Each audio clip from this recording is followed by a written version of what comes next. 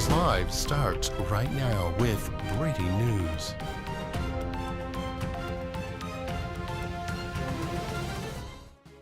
And it is good to be with you on this Wednesday, April 22nd, 2026. It is 2:03 here in Brooklyn, 12:03 on the West Coast, 3:03 on the East. I'm Jackson Mitchell again. We got a lot to get to, lots of breaking stories. Thank you for joining us here.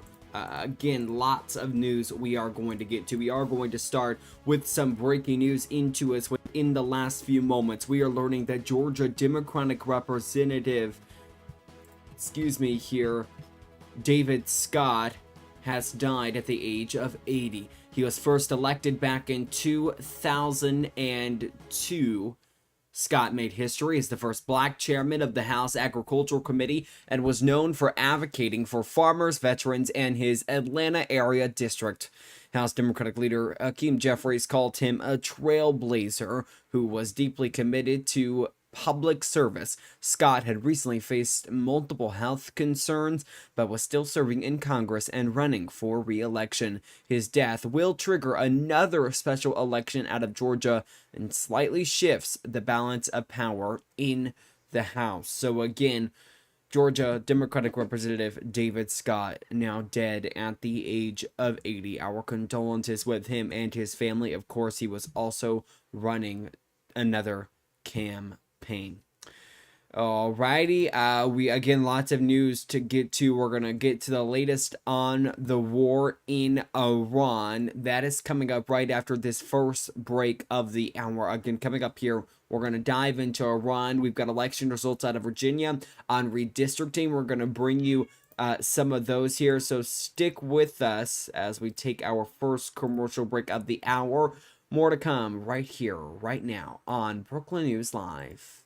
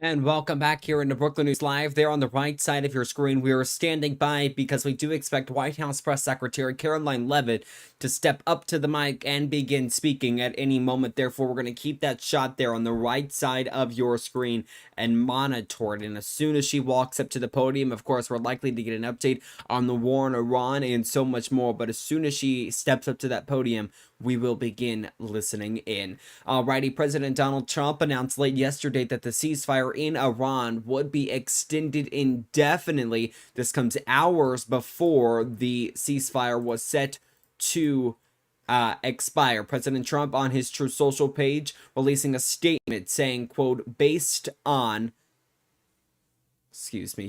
based on the fact that the government in Iran is seriously fractured, not unexpectedly so, and upon the request of Field Marshal Asim Munir and Prime Minister Shehbaz Sharif of Pakistan, we have been asked to hold our attack on the country of Iran until such time as their leaders and representatives can come up with a unified proposal. I have therefore directed our military to continue the blockade and in all other respects remain ready and able, and will therefore extend the ceasefire until such time as their proposal is submitted and discussions are concluded one way or another. President Donald J. Trump. Now, of course, that came as a quick change at heart, because this was Trump yesterday morning on what would happen if Iran let the ceasefire expire.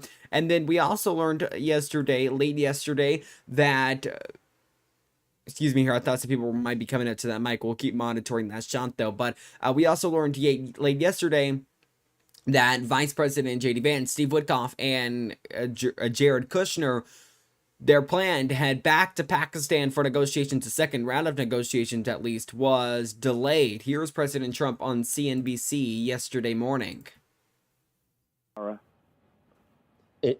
think regimes only respond to certain things, and I understand your threats to bomb the bridges in the electric grid, but I don't think the regime cares about the people of Iran. And if you did that, I'm sure it's the last thing you'd probably want to do, but it would hurt at least some of the people that we care about and why we embarked on this in the first place. So that would be, I'm sure, a last resort for you. It's not my choice, but it will also hurt them. It'll hurt them militarily. They use the bridges for their weapons, for their missile movements. You know, they're trying to move the missiles because we've obliterated most of their missiles, and they're trying to move their missiles around, even during the ceasefire, which I think was a good thing because we're totally loaded up. We have so much ammo. We have so much of everything that we've, like, much more powerful than it was 4 or 5 weeks ago. So we've used this to restock, and they probably have done a little bit of restocking. We caught a ship yesterday that had some things on it which wasn't very nice, a gift from China perhaps, I don't know. But I was a little surprised, but because I have a very good relationship, and I thought I had an understanding with President Xi, but that's all right. That's the way war goes, right? But I will tell you that our military is incredible, what we've done. I mean, think of it. In the first 3 days, we took out their entire Navy, 159 ships. So President Trump there saying that bombing would be what was next if Iran did not agree to the ceasefire. So a quick change at heart. So now you might be asking the same question I was late last night. What was the motivating factor to ultimately make that change? Now, according to Multi Report, and we're going to show you here just one from CNN, where they report that the president was huddled with his national security team on Tuesday at the White House, and that the silence from Iran was the ultimate reason for extending the ceasefire. Here's some of CNN's reporting. They say, quote, his ceasefire was nearing its end, and Air Force Two was sitting on the tarmac at Joint Base Andrews ahead of Vice President J.D. Vance's scheduled departure to Pakistan for the next round of talks. But the administration was dealing with a conundrum: virtual silence from the Iranians. In the days prior, the U.S. had sent Iran a list of broad deal points that they wanted the Iranians to agree to in advance of the second round of talks. But days had gone by without the U.S. getting a response, raising a suspicion about how much Vance and others could achieve by heading to Pakistan for planned in-person talks, according to 3 officials familiar with the matter. As Trump met with Vance, Secretary of State Marco Rubio, Defense Secretary Pete Hegseth, Chairman of the Joint Chiefs of Staff Dan Kane, and CIA Director John Ratcliffe at the White House Tuesday, the administration had still heard nothing from the Iranians. Officials had urged the top mediator from Pakistan, Field Marshal Asim Munir, to get at least some kind of response before Vance boarded Air Force Two. So then that CNN reporting goes on to say, still, hours later, there was nothing. At the White House, Trump's top aides believe a main reason they didn't hear back was fractures within the current Iranian leadership. Their understanding, based partly on dispatches from the Pakistan intermediaries, according to 3 officials, the administration's sense is that the Iranians don't have consensus on their position of how much to empower the negotiators on uranium enrichment and the country's current stockpile of enriched uranium, a major sticking point in the peace talks.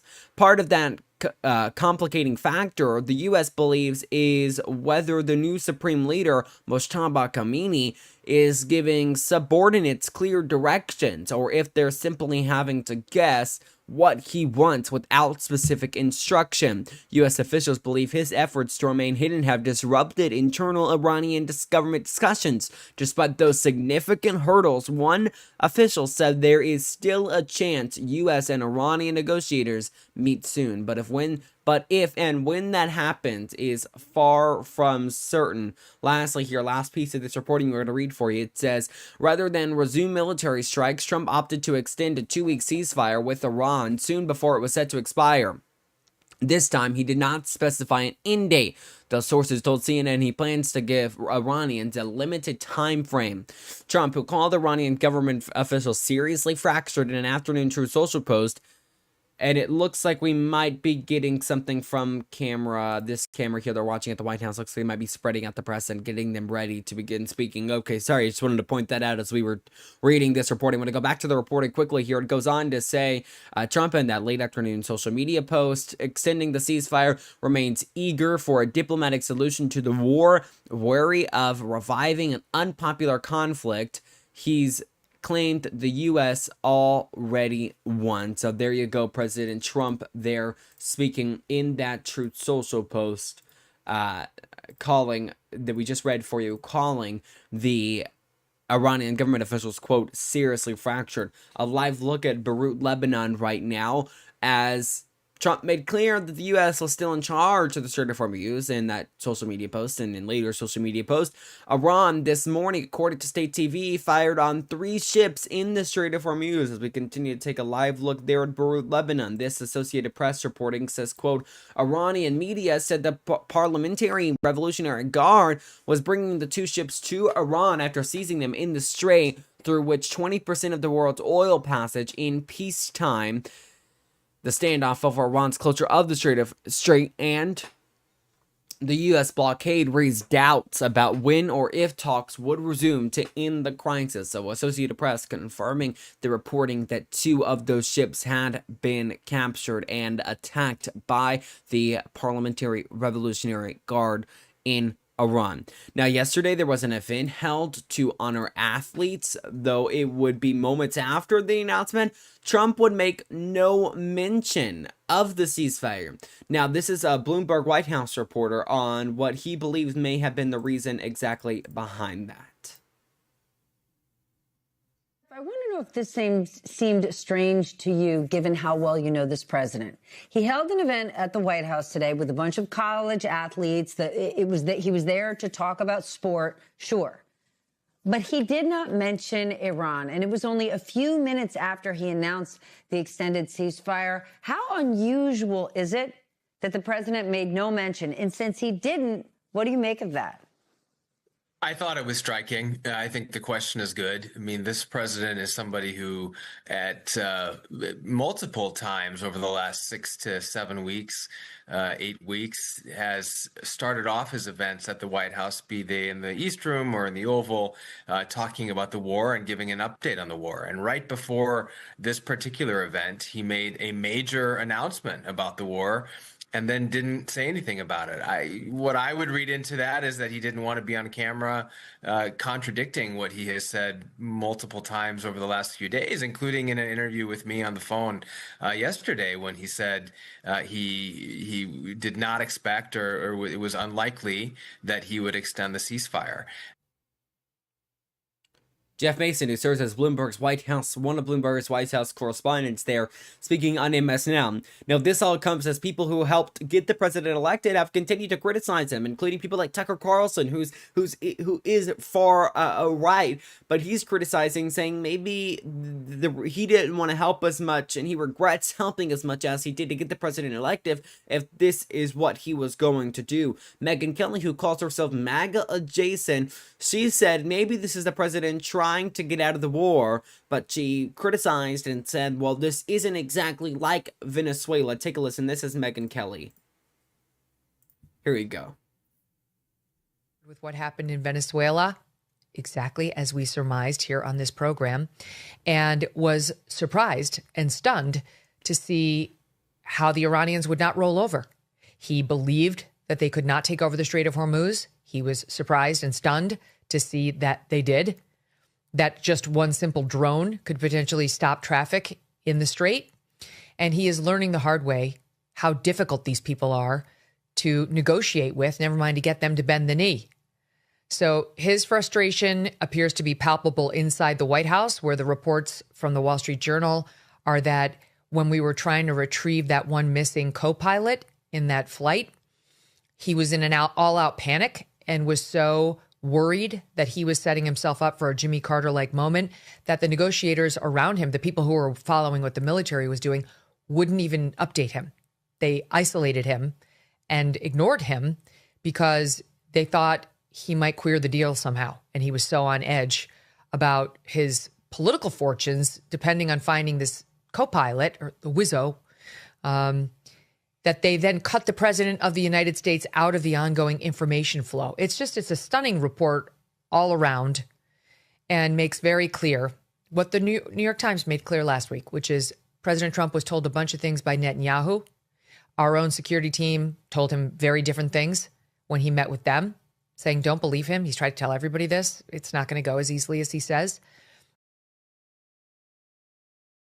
So there you go, Megyn Kelly criticizing the president, saying this isn't necessarily like Venezuela, and even criticizing Netanyahu, someone who Donald Trump has praised, saying it's not going to be as easy as it seems that it's going to be, and as Prime Minister Netanyahu of Israel lays out.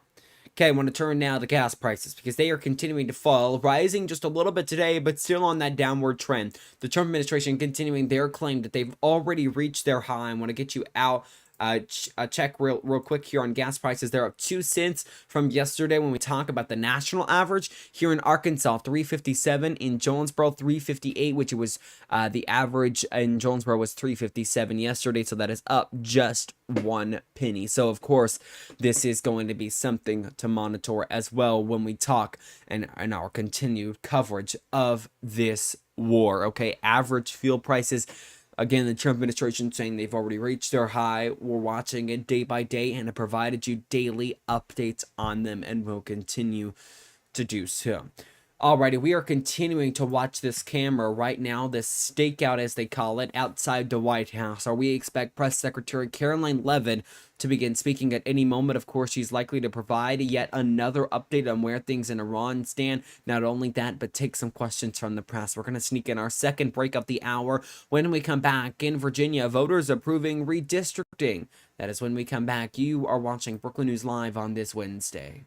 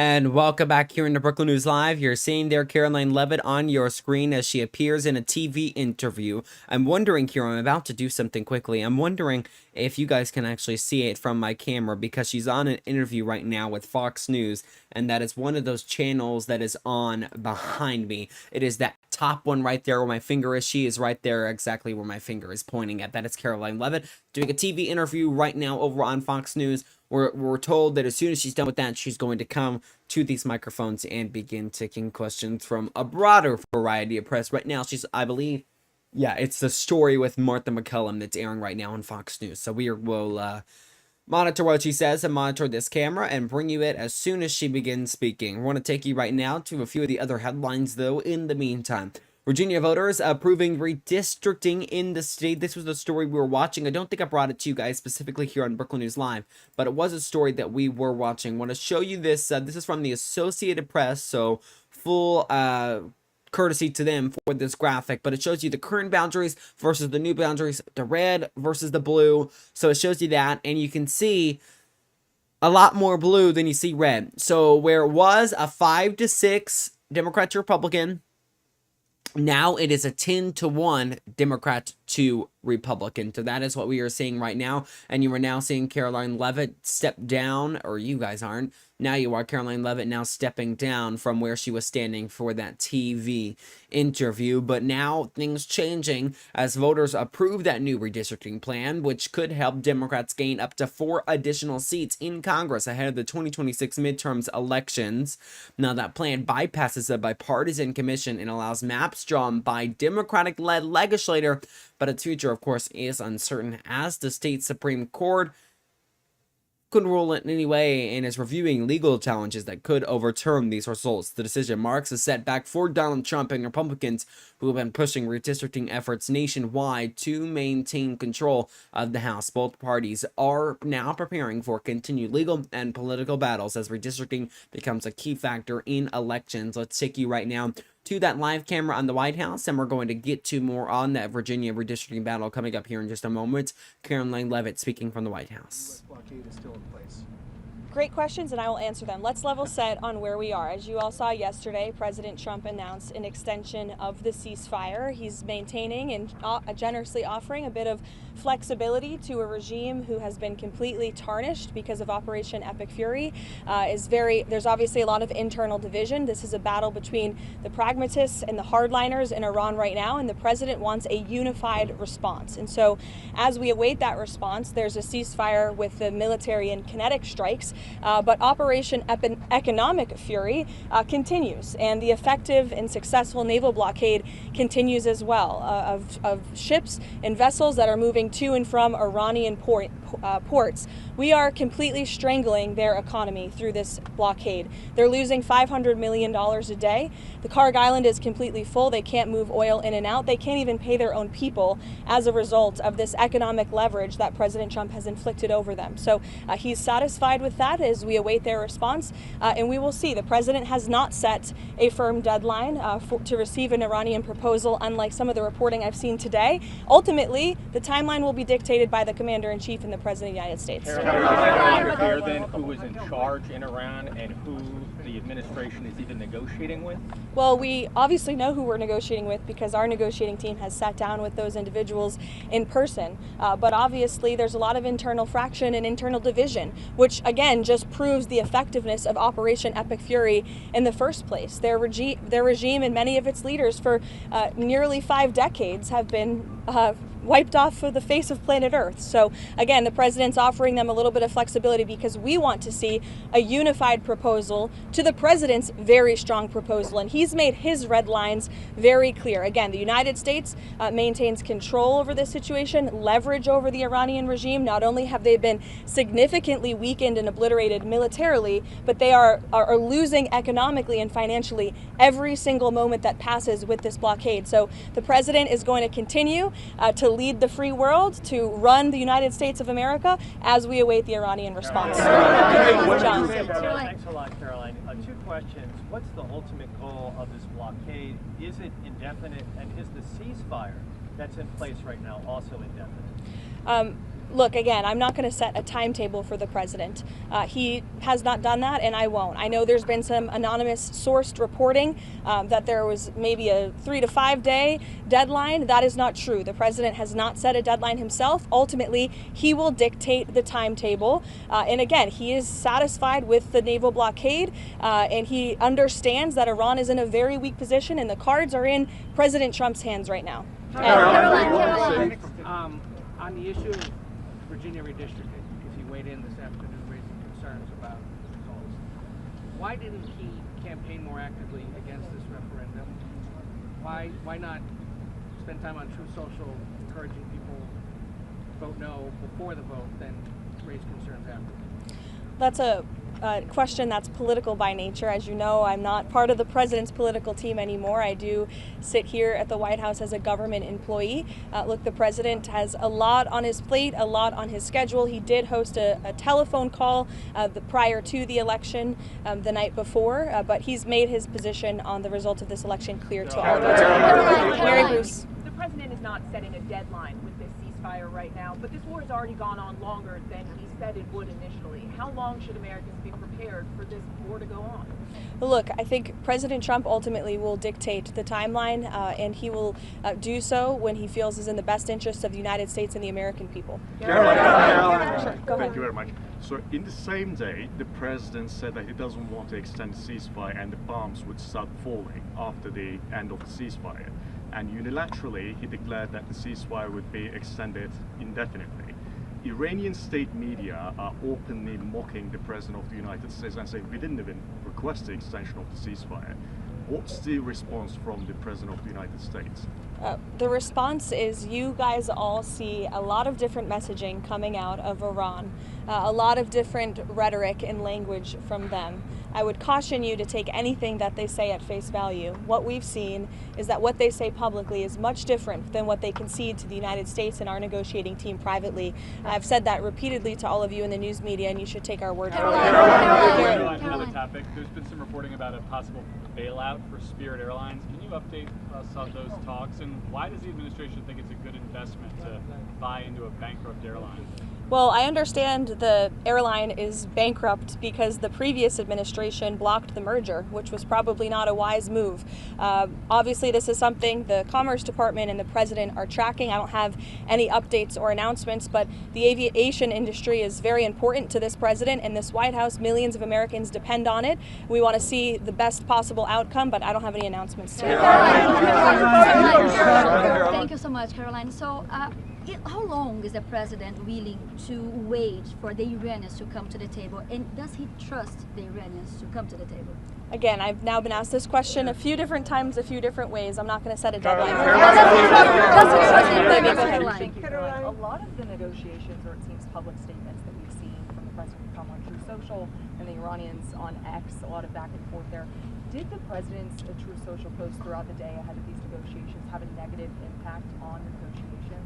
I think look at where we are right now.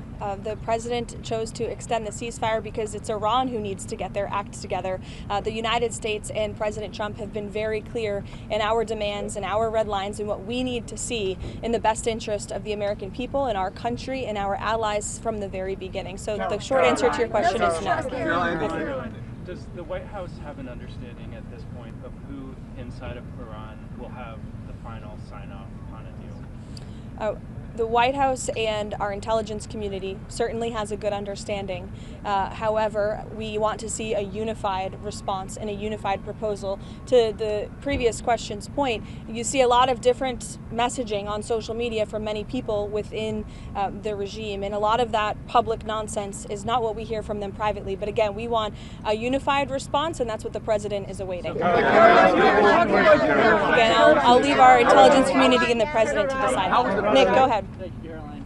Does the White House have a response to the DOJ's indictment of the SPLC, as well as the allegations that it was, donated funds were used to actually fund the very hate groups and racist groups that it denounced?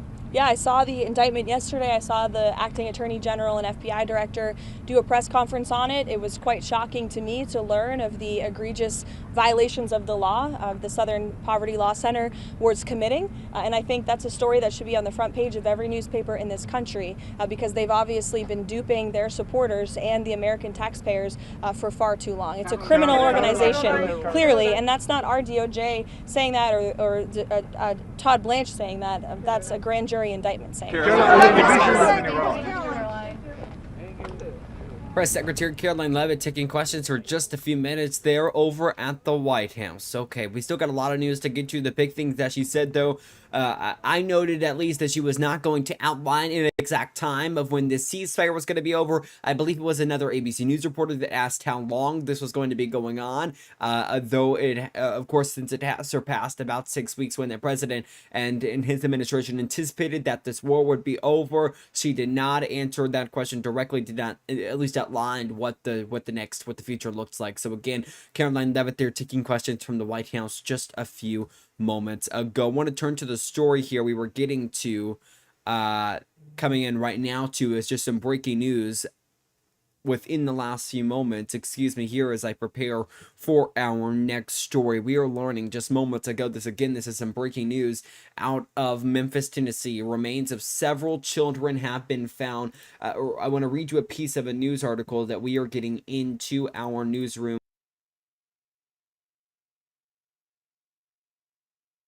Alrighty, here we might be back with you. It looks like we might have had some technical difficulties with us just a few moments ago. I do apologize about that, and we are back with you. Again, I apologize.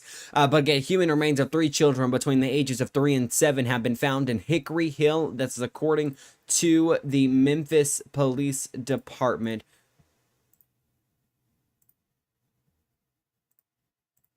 We want to play a piece of a press conference that occurred just moments ago. Memphis Police Chief CJ Davis said the investigation started March 8th after a suspicious call. I want to play a piece of this press conference that occurred just moments ago. Take a listen. Not so good afternoon. What you are seeing today alongside Ridge Meadow Parkway is a planned and coordinated search operation associated with an ongoing investigation that began in early March, where human remains were found in a heavily vegetated area near Ridgeway and Ridge Meadow Parkway. It's very close in proximity to where we are right now. At this time, there is no indication of any active threat to our public. Let me make that clear before I go on. This search operation involves approximately 170 personnel led by the Memphis Police Department's Homicide Unit and is being conducted in collaboration with the Medical Examiner's Office with assistance from our federal, state, and local partners. Those agencies include the FBI, the Tennessee Bureau of Investigations, the Memphis Fire Department, the Shelby County Sheriff's Office, Search and Rescue, and the Shelby County Homeland Security Emergency Management. At this time, I want to talk to you through the facts as we know them right now. This investigation began on March 8, 2026, when officers responded to a suspicious person call in the 3400 block of Ridge Meadow Parkway. An anonymous caller reported a possible human skull near a wooded area. Responding officers located what appeared to be a human skull at the edge of the woods. Due to the limited lighting conditions at that time, a more extensive search was scheduled for the following day. On March 9th, officers and personnel from the Medical Examiner's Office returned to continue the search. On March 10th, investigators along with the Medical Examiner's Office and Shelby County Search and Rescue conducted a more thorough canvass of the area. During that search, cadaver canine units alerted to a nearby drainage pipe, indicating the possible presence of additional human remains. Hey, Tone, why should people come to... Alrighty, there we go. A press conference from just moments ago. I'm not sure why we had a advertisement there begin playing. I apologize about that. But again, the Memphis Police Department laying out exactly what things looked like there. Again, this investigation beginning back just a few weeks ago. Let me get the exact date here so I can provide the right information. It began on March 8th after a suspicious call. The anonymous caller reported a possible human skull in a wooded area. That is the police chief that was just speaking there, CJ Davis of the Memphis Police Department. So remains of several children, from ages that will be ages 3 and 7. We don't have the exact number just yet. It has not been released, at least to us. Okay, we are going to sneak in another break. We do have more news on the other side. You are watching Brookland News Live.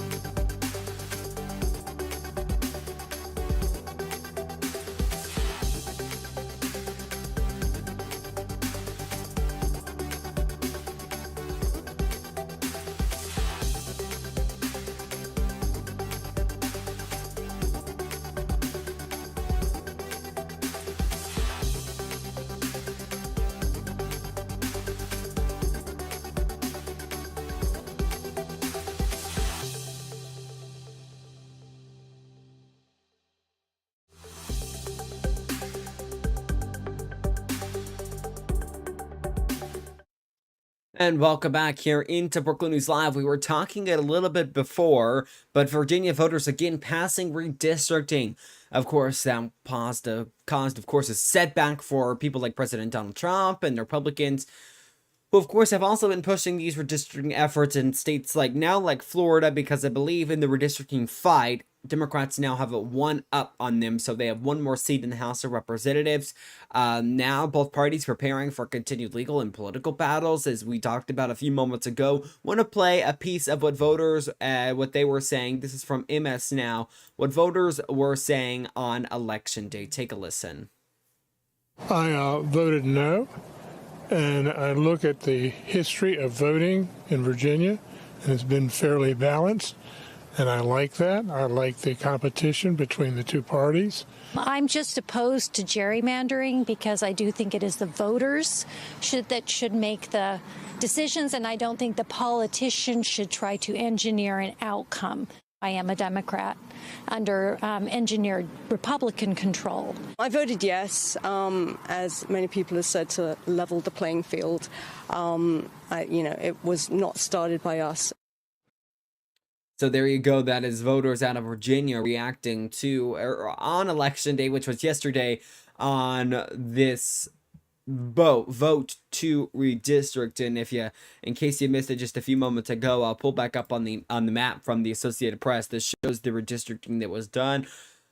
Again, the new boundaries likely all to go Democratic, except just a few. And then you see the current boundaries, which is about 3, and they're all red there. So it is going to be something to watch here in the next few days or few months as we get closer and closer to the midterm elections. Right now, a live look in Houston, Texas, as an appeals court rules Texas can require public schools to display the 10 Commandments in classrooms, saying the law does not violate a state religion. The decision from the U.S. Court of Appeals for the Fifth Circuit came in a close 9-8 ruling after a lawsuit from families who argued the law promotes Christianity over other faiths. Now, the court said the policy does not force anyone to follow religious beliefs, but legal challenges are expected to continue as the issue could head to the Supreme Court. So that is, again, some breaking news out from yesterday in Houston, Texas. Also, here in Arkansas, a judge ruling a temporary block on a law that had to do with minors on social media. So take a listen to this here. A federal judge temporarily blocked an Arkansas law that would have restricted minors' access to social media, including requiring age verification and limiting certain features. U.S. District Judge Timothy Brooks ruled that the law is likely unconstitutional, saying parts of it are too vague and may violate free speech rights under the First Amendment. The lawsuit was filed by NetChoice, which represents major tech companies, and argues the law would burden online speech and user privacy. State officials say they are reviewing the ruling and plan to continue defending the law as legal challenges move forward.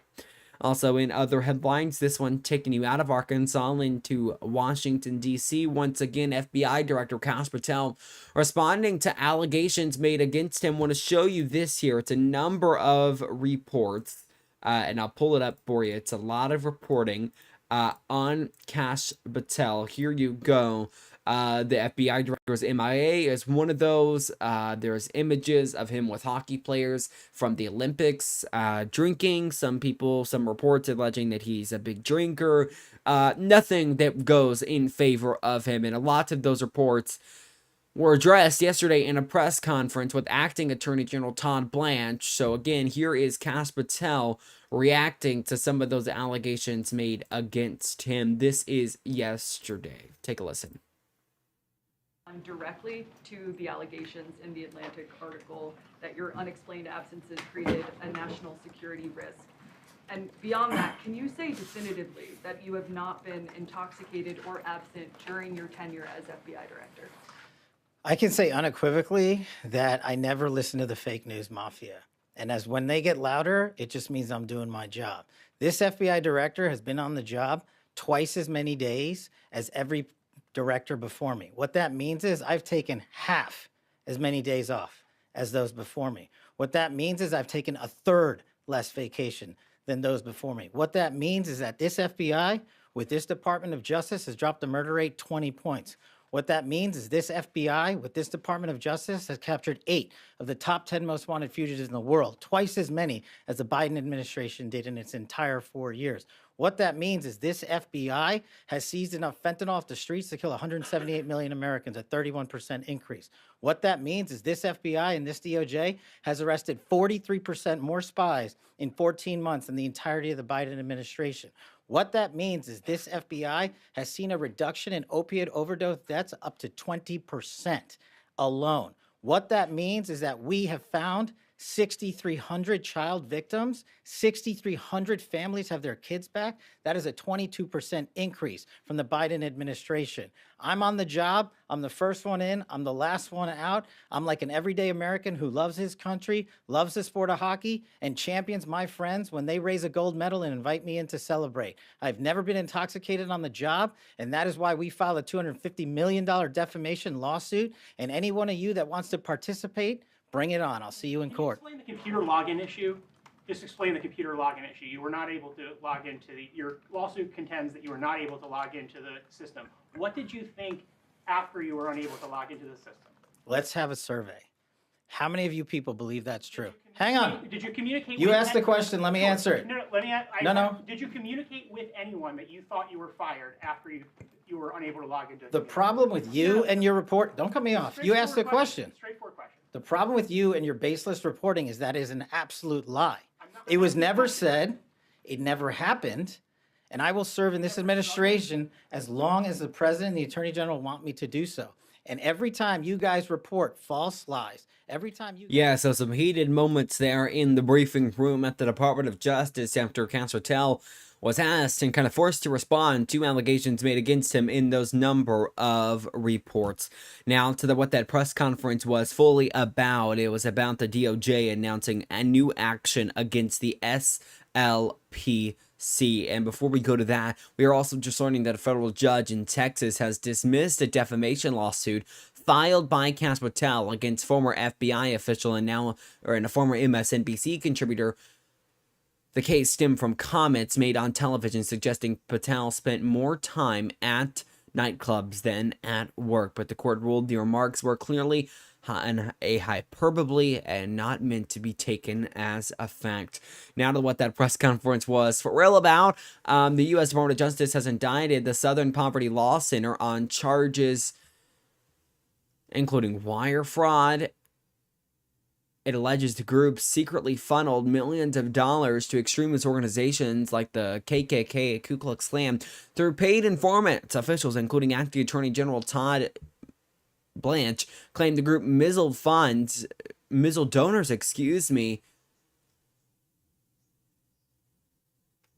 the SLPC, of course, has denied wrongdoing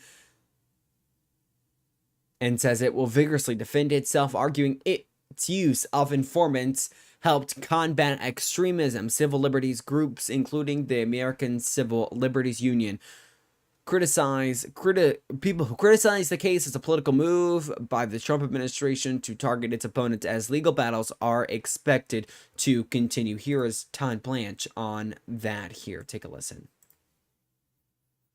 In the Middle District of Alabama, a grand jury returned an 11-count indictment charging the Southern Poverty Law Center with 6 counts of wire fraud, 4 counts of bank fraud, and 1 count of conspiracy to commit money laundering.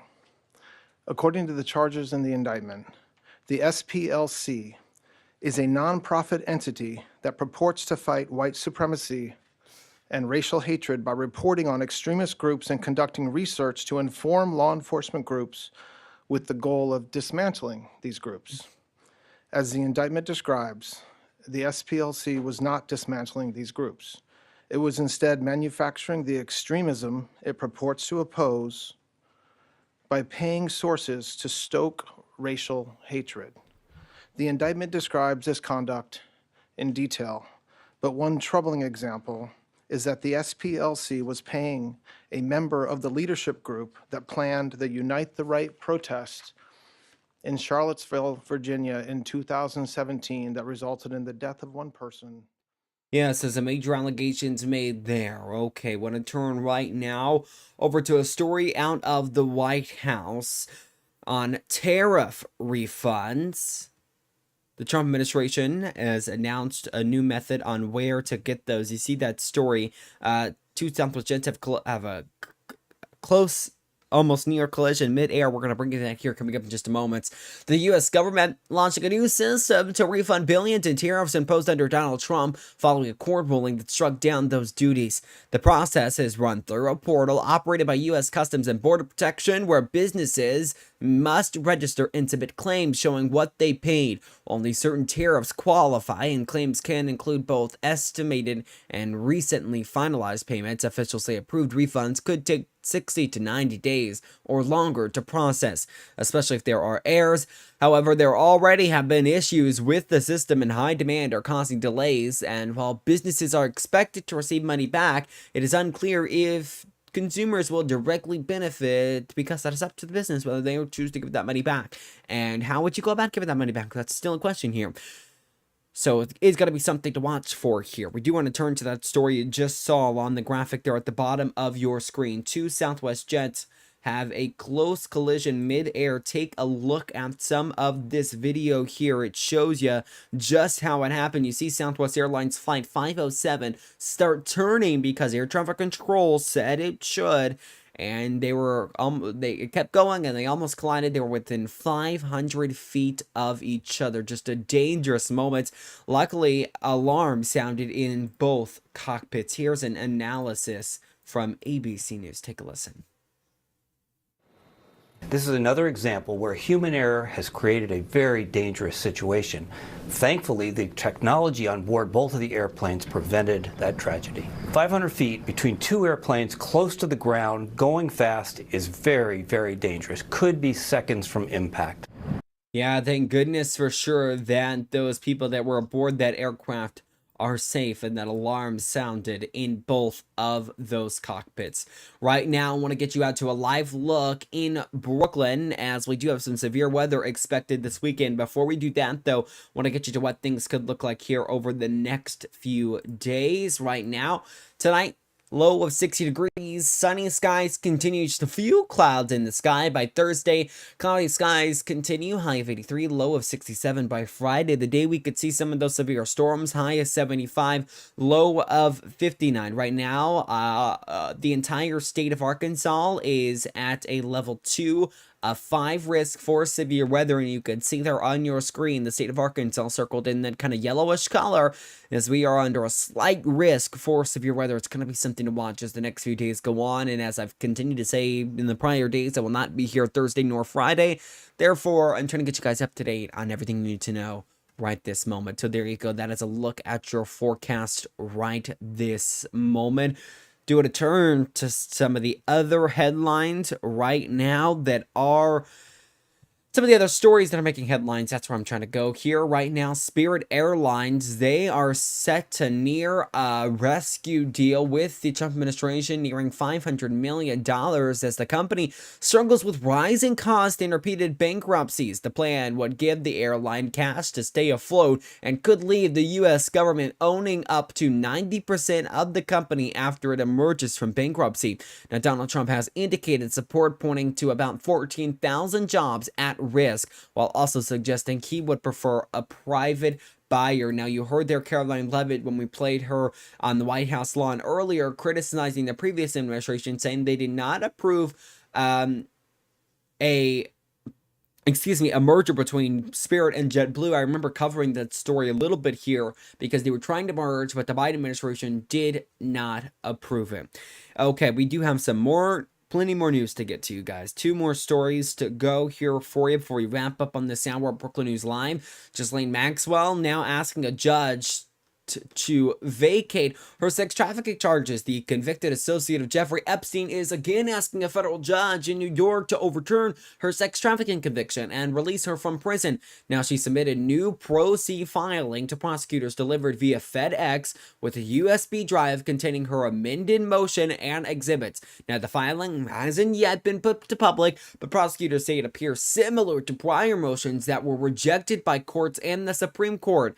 Maxwell has exhausted her direct appeals but continues to challenge her 20-year sentence, claiming new evidence and previously arguing she did not receive a fair trial and was covered by a prior non-prosecution agreement involving Epstein. Now, she is serving time for helping Epstein traffic and abuse underage girls, including recruiting and grooming victims as young as 14. Epstein died by suicide back in 2019. Final story for you today as we wrap up this edition of Brookland News Live. A donor pledges $3 million for Arkansas TV to keep the Arkansas PBS program. So an anonymous donor has pledged $3 million for over 3 years to support Arkansas Public Television and help keep PBS programming in the state. The gift is structured as a, quote, challenger grant, meaning $1 million per year will be released for 3 years if the network maintains its PBS membership and raises matching funds from other donors. Now, Arkansas Public TV has been under pressure in recent weeks and months, and really all of this, the end of 2025 and into 2026, after its commission voted in December to leave PBS over cost concerns, but that plan has since been paused following public opposition and fundraising efforts. So again, a big $3 million in order to keep PBS programming. Now, I remember writing about a story on all of this and how things were going on there on PBS, and it comes after federal funding was taken away from PBS and NPR, and then state funding because the state decided to decommission a board that oversaw PBS. So, of course, another one of those stories to follow on this Tuesday, and we will continue to do exactly that. That is going to do it for this hour of Brookland News Live. Remember, you can catch us once again back here next Monday at 2 p.m. We'll be back here probably all of next week. We should be here all of next week. I know I'm just heading out of town, so therefore have to deal with some stuff like that. In the meantime, though, thank you for watching. That does it for us. Have a great rest of your day. And stay safe for this severe weather that's coming up this Friday.